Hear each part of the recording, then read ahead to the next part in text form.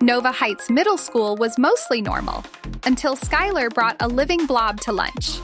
Skyler, the chaos-loving science nerd, had created a goo creature named Blorp, a squishy, smiling blob that loved ketchup and had a habit of escaping.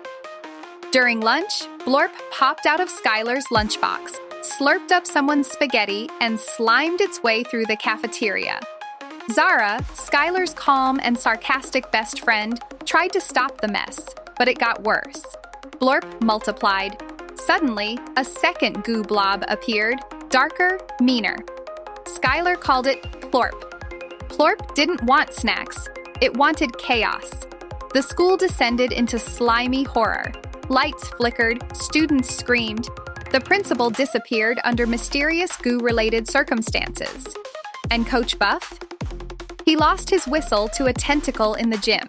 Skyler and Zara chased the goo twins through dark halls and glowing slime trails, armed with a homemade mop saber and a flashlight.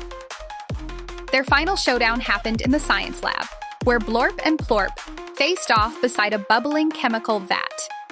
With the help of Mr. Blinks, their unbothered science teacher holding a flamethrower and a mop, the goo threat was contained. Barely.